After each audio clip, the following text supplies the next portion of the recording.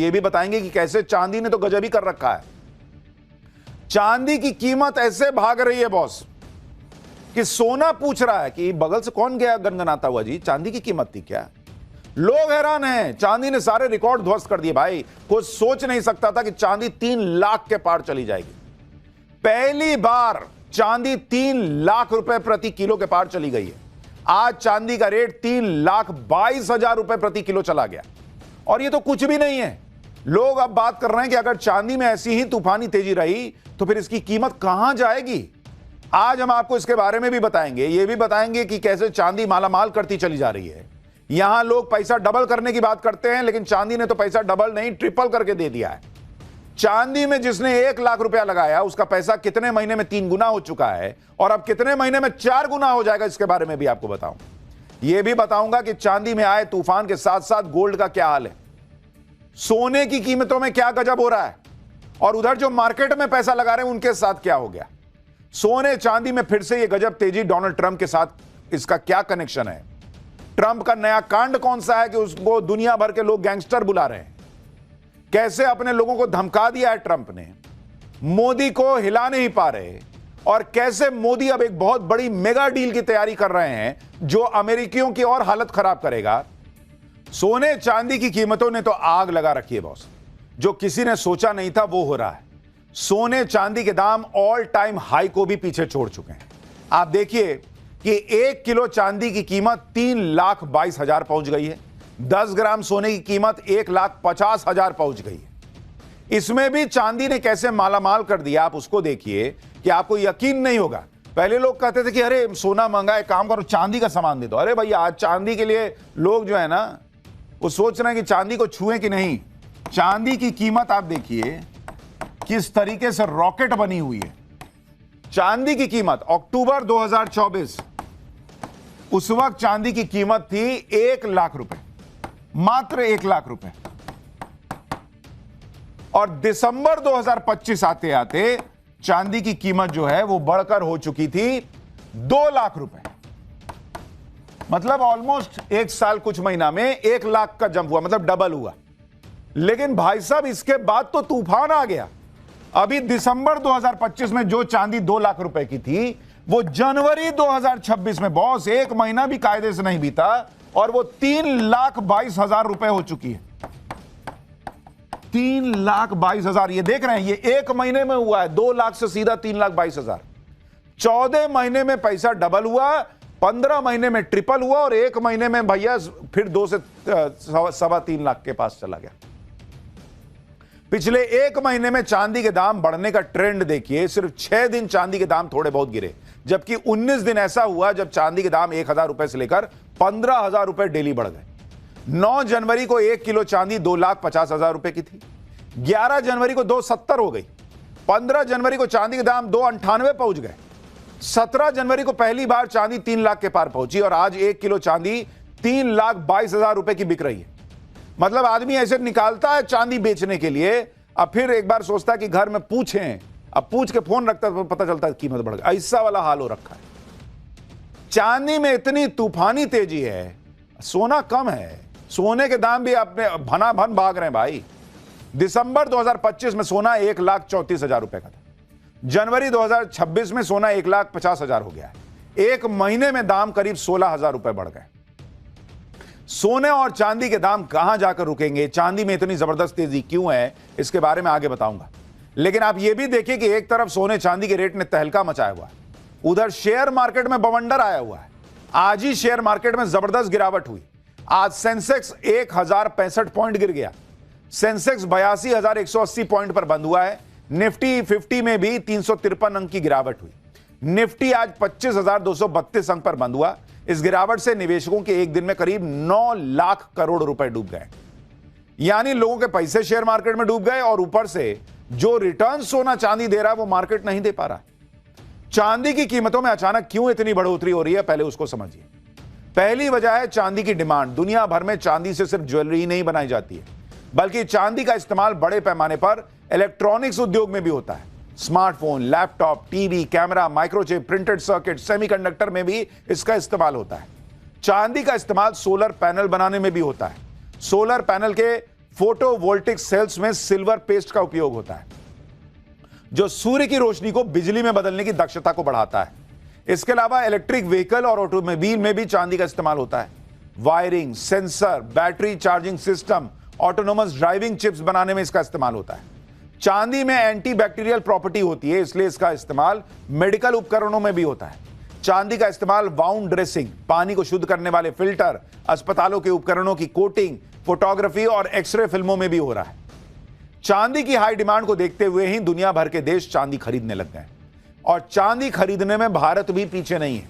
Global capital markets experts the Kobeissi Letter के मुताबिक भारत ने पिछले 4 महीने में करीब 36,000 करोड़ रुपए का चांदी इंपोर्ट किया है।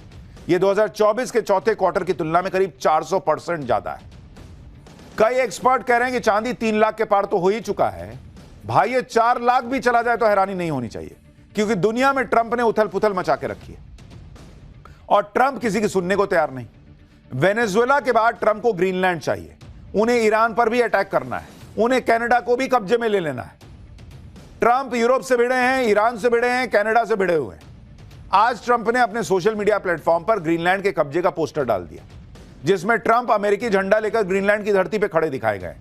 ट्रंप के सामने एक बोर्ड लगा है जिस पर लिखा है 2026 से ग्रीनलैंड अमेरिका का इलाका। बताइए, ये प्रेसिडेंट वहां का ऐसा फोटो डाल रहा है। इसके अलावा ट्रंप की एक और फोटो वायरल हो रही है जिसमें वो ऑफिस में बैठे हैं और वहां पर नक्शा बना हुआ है जिसमें कनाडा, ग्रीनलैंड और वेनेजुएला को अमेरिका का हिस्सा दिखा दिया गया।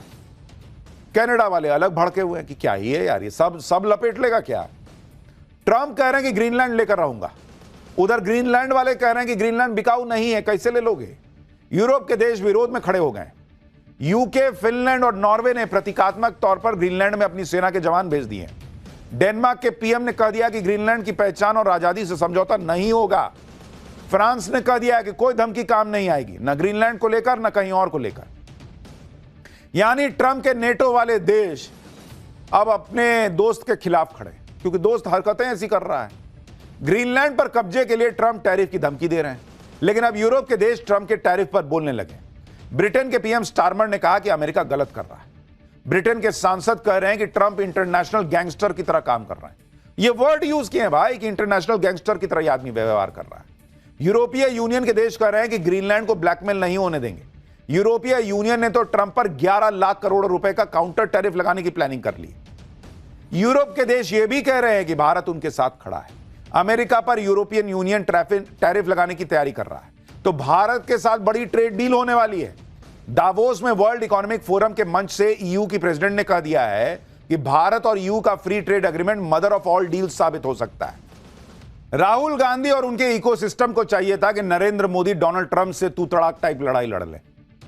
नरेंद्र मोदी का अपना स्टाइल है, वो उस तरह से काम कर रहे हैं जो भारत के हित में। और इसलिए देखिए, अब ईयू की अध्यक्ष कह रही है भाई कि मदर ऑफ ऑल डील्स होगा भारत के साथ जो डील करने जा रहे हैं। यानी ट्रंप को बिना तू तड़ाक किए हुए ऐसा जवाब दिया जा रहा है जो ट्रंप को एकदम अंदर तक लग रहा होगा। इधर ट्रंप टैरिफ का डर दिखाकर दुनिया को कंट्रोल करने की कोशिश में, लेकिन टैरिफ वाला उनका खेल अमेरिका पर ही भारी पड़ रहा है। हाल ही में एक नई रिसर्च आई है। कील इंस्टीट्यूट जर्मनी के रिसर्च सेंटर ट्रेड पॉलिसी ने आंकड़े जारी किए। आंकड़ों के मुताबिक अमेरिकी टैरिफ की वजह से जो फायदा अमेरिका को पहुंचा है उसका 96% हिस्सा अमेरिकी नागरिक देते हैं और केवल 4% हिस्सा फॉरेन एक्सपोर्टर्स देते हैं। अमेरिका को 2025 में करीब $200 बिलियन यानी करीब 18 लाख करोड़ रुपए के कस्टम रेवेन्यू का मुनाफा हुआ था। रिपोर्ट में यह भी बताया गया कि ब्राजील और भारत पर भी बड़ा टैरिफ लगाया गया, लेकिन उन्होंने खर्च नहीं किया और एक्सपोर्ट ही घटा दिया। यानी रिपोर्ट कह रही है कि अगर 100 रुपया का अमेरिका जो है वो सामान जो है टैरिफ से कमा रहा है, तो उसमें से 96 रुपया जो है वो अमेरिका के लोगों की जेब से जा रहा है और लगाओ टैरिफ। और इधर भारत अपने हिसाब से चीजें करता चला जा रहा है। और इसीलिए नरेंद्र मोदी सिर्फ दुनिया भर के एक बड़े वर्ग के निशाने पर हैं ऐसा नहीं है, वो अपने यहां भी कई लोगों के निशाने पर हैं। पाठशाला में अगली क्लास आप देखिए भाई, ओवैसी मुस्लिम वोट लपेट ले रहे हैं, मोदी के साथ हिंदू भर भर के आ रहा है। बेचैन इंडी ने मोदी के खिलाफ अब कौन सा हथियार निकाल लिया है, कभी मंदिर पे झूठ, कभी शंकराचार्य के अपमान का हंगामा। हिंदू को जोड़ते मोदी पर सबसे बड़ा कौन सा हमला शुरू हो गया है, आपको देखना चाहिए। सनातन की ऐसी लहर लेकर नरेंद्र मोदी आ गए कि इंडी वालों के पास ना तो इसका तोड़ है ना जवाब है। बिहार से लेकर महाराष्ट्र तक बिल्कुल क्लियर है कि हिंदू एक होकर वोट कर रहा है, बंटने को तैयार नहीं है, टूटने को तैयार नहीं। ऐसे में इंडी वाले बेचैन हैं कि करें तो करें क्या, क्योंकि जो मुस्लिम वोट एक मुश्त पड़ता था वो भी नहीं पड़ रहा, वो वैसे ही ले जा रहे हैं। हिंदू वोट जो बट के पड़ता था वो मोदी के नाम पे एक मुश्त पड़ने लग गया। तो भाई ऐसे में तो इंडी वालों के हाथ में कुछ नहीं बचेगा, ठन गोपाल हो जाएगा। ऐसे में इंडी वालों ने मोदी के खिलाफ नया हथियार निकाल लिया, और यह हथियार है हिंदुओं को जोड़ते नरेंद्र मोदी के खिलाफ सनातन को ही टूल बनाओ, हिंदू को तोड़ो। हिंदू जुड़ना इनके लिए सबसे बड़ी समस्या है भाई। और इसलिए आप देखिए, कभी मणिकर्णिका घाट के विकास और निर्माण कार्य के विरोध में फर्जी खबरें फैला रहे हैं झूठे कि मंदिर तोड़ दिए मोदी, मंदिर तोड़ दिए मोदी, मूर्तियों को नष्ट करने का आरोप लगा रहे हैं। खुद कभी कितने मंदिर इन्होंने बनाए बॉस, भगवान राम को बता दिए काल्पनिक पात्र, राम भक्तों पे गोली चलवा दिए वाले लोग। आज उनको बड़ी चिंता हो रही है कि बाप रे शंकराचार्य के साथ क्या हो गया। कभी शंकराचार्य अभी मुक्तेश्वरानंद के नाम पे पॉलिटिक्स कर रहे हैं, शंकराचार्य के बहाने मोदी योगी सरकार को घेर रहे हैं, हिंदुओं को बांटने और भड़काने की कोशिश कर रहे हैं। इसके अलावा जो सनातन और हिंदू एकता की बात करते हैं उन पर भी इंडी गठबंधन वाले हमला कर रहे हैं। बाबा बागेश्वर के पीछे हाथ धो के पड़ गए। यह सब कैसे हो रहा है, कैसे झूठ और दुष्प्रचार से सनातन को ही मोदी के खिलाफ हथियार बनाया जा रहा है, और एक पूरी स्ट्रैटेजी जैसी चीज दिखती है आपको कि नहीं, खुद ये चैप्टर देख के बताइएगा। देखिए पहले एक झलक देखिए।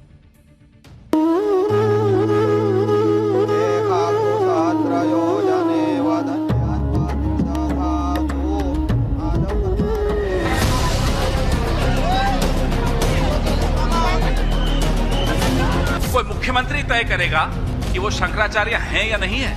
आप हैं कौन, आपकी औकात क्या है? ये कौन है धीरेन्द्र? अब चोरों चक्का को कथावाचक बना रहे हो। लकड़ी माफिया से लेकर के कफन माफिया तक जो इस धंधे में है,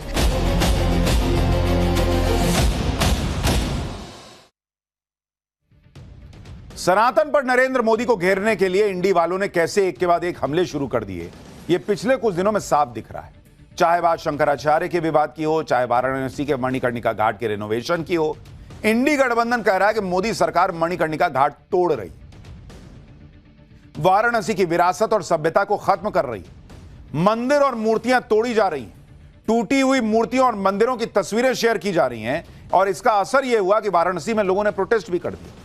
लेकिन जो तस्वीरें शेयर करके इस तरह के आरोप लगाए जा रहे हैं उसमें कई तो फेक साबित हुए कि भाई मंदिर टूटा ही नहीं है, एआई की मदद से झूठे तस्वीर बना के हिंदुओं को भड़का रहे हैं। कल ही हमने आपको बता दिया था कि जिस मंदिर के टूटने की बात की जा रही है वो सही सलामत है, फोटो में देख लीजिए। इसी तरह से यह आरोप लगा रहे हैं कि मंदिर और अस्पताल को तोड़कर होटल बना दिया गया है। ये तस्वीरें वायरल की जा रही हैं, जबकि यह सच्चाई से कोसों दूर की बात है। दरअसल वाराणसी के राम घाट पर मेहता अस्पताल था जो 2019 तक पूरी तरह से बंद हो चुका था। उसके बाद अस्पताल की जगह पर एक शानदार होटल बना। मंदिर तो वहां था ही नहीं। यह होटल पिछले ही साल शुरू हुआ था और इसका काम काफी पहले शुरू हो गया था। ना तो यह होटल मंदिर तोड़ के बना है, ना ही अस्पताल तोड़ के बना है। लेकिन सोशल मीडिया पर यह फैलाया जा रहा है कि मंदिरों के साथ अस्पतालों को भी तोड़ा जा रहा है। देखिए बॉस, यह बात सही है कि मणिकर्णिका घाट पर निर्माण काम तो चल रहा है, लेकिन जो भी विकास कार्य हो रहा है वो जलासेन घाट पर हो रहा है जहां पर चिताएं जलाई जाती। लेकिन राजनीति ऐसी हो रही है जैसे पूरा मणिकर्णिका घाट तोड़ दिया गया हो, सारे मंदिर मूर्तियां नष्ट कर दी गई। अब बवाल काट कौन रहे हैं? जिन्होंने बनारस में कितने मंदिर बनवाए, उन मंदिरों के बारे में कभी सोचा क्या? जिन्होंने काशी विश्वनाथ कॉरिडोर बनाने के बारे में कभी सोचा क्या? जिन्होंने महाकाल कॉरिडोर बनाने के बारे में कभी सोचा क्या? जो पूरे समय खड़े रहे कि कैसे बाबरी मस्जिद जो है उसका केस लड़ा जाए और बता दिया जाए कि भगवान राम जो है वो काल्पनिक हैं। आज ऐसा इकोसिस्टम एक्टिव हो रखा है कि बाप रे बाप, मंदिर टूट गया, मूर्ति टूट गई, और वो भी फर्जी वीडियो डालकर। इन सारे आरोपों के बीच संत समिति के महामंत्री स्वामी जितेंद्रानंद सरस्वती ने मणिकर्णिका घाट का दौरा किया, और इस दौरे के बाद जितेंद्रानंद सरस्वती ने कहा कि विकास कार्य से जिन लोगों को तकलीफ हो वो इसका विरोध कर रहे हैं। लकड़ी माफिया से लेकर कफन माफिया तक ने घाटों पे कब्जा कर रखा है और उनको तकलीफ हो रही है। आप बताइए ना कि लकड़ी के माफिया कौन है उन घाटों पर? इससे किसको नुकसान होने वाला है? इन विकसित हो जाने से चिताओं को जलाने के लिए बड़ी मात्रा में धन मांगने वाले लोग कौन है? तो भाई डोम परिवारों का तो हजारों वर्षों से जितना टैक्स मिलता है, जितना टका टैक्स, उतना ही मिलेगा। परंतु ये लकड़ी माफिया से लेकर के कफन माफिया तक जो इस धंधे में है, ये इनका उद्योग प्रभावित हो रहा था। तो स्वाभाविक है कि उनके पीछे कोई न कोई राजनीतिक ताकत लगेगी और वो इसका विरोध करेंगे। मणिकर्णिका घाट को लेकर राजनीति अभी भी जारी है। पूरी कोशिश है कि किसी तरह से हिंदुओं के अंदर यह भ्रम पैदा कर दो कि मोदी हिंदू विरोधी काम कर रहे हैं। आप देखिए, इसी तरह से प्रयागराज में शंकराचार्य अभिमुक्तेश्वरानंद सरस्वती को लेकर विवाद हो गया। इस पर कांग्रेस और अखिलेश यादव जमकर पॉलिटिक्स कर रहे हैं। शंकराचार्य को मौनी अमावस्या के स्नान में प्रशासन ने पैदल जाने के लिए कह दिया कि 50 मीटर पैदल चले जाइए। शंकराचार्य पालकी और रथ में सवार होकर जा रहे थे। इसी मुद्दे पर विवाद बढ़ गया। मेला प्रशासन ने जब शंकराचार्य की बात नहीं मानी तो शंकराचार्य बिना स्नान किए वापस चले गए। इस मुद्दे को अखिलेश यादव से लेकर कांग्रेस उठा लिए। अखिलेश यादव ने तो शंकराचार्य अभिमुक्तेश्वरानंद से फोन पर बात की और मेला प्रशासन की आलोचना करने के साथ साथ यूपी सरकार को खरी खोटी सुना दी। वहीं कांग्रेस भी शंकराचार्य के मुद्दे पर बीजेपी को क्या क्या कर रही है, एक बार सुन लीजिए, फिर सच्चाई बताता हूं। ये निर्लज्ज भाजपाई अब तक तो मुसलमानों को कहते थे कागज दिखाओ, अब हिंदुओं के जो संत शिरोमणि हैं उनसे कहते हैं कागज दिखाओ। शंकराचार्य जो सनातन के सिरमौर माने जाते हैं, होते हैं, कोई डीएम तय करेगा, प्रशासन तय करेगा, कोई मुख्यमंत्री तय करेगा कि वो शंकराचार्य हैं या नहीं है। आप हैं कौन? आपकी औकात क्या है? शंकराचार्य अभिमुक्तेश्वरानंद आज अखिलेश यादव से बात कर रहे हैं। जबकि अखिलेश यादव के मुख्यमंत्री रहते शंकराचार्य अभिमुक्तेश्वरानंद की पुलिस ने लाठियों से पिटाई की थी। यह साल 2015 की तस्वीर है, जो अभिमुक्तेश्वरानंद जी 50 मीटर उतरकर नहीं जा पाए स्नान करने, वो पैदल भी चले थे और लाठी भी खाए थे। आज वही अखिलेश शंकराचार्य के बहाने पॉलिटिक्स चमका रहे हैं। माघ मेला में शंकराचार्य को लेकर जो विवाद हुआ है, वो पूरा मामला क्या है वो बताऊं उससे पहले ये तस्वीरें देखिए। पवन खेड़ा कहां थे किसी को पता नहीं था। आज औकात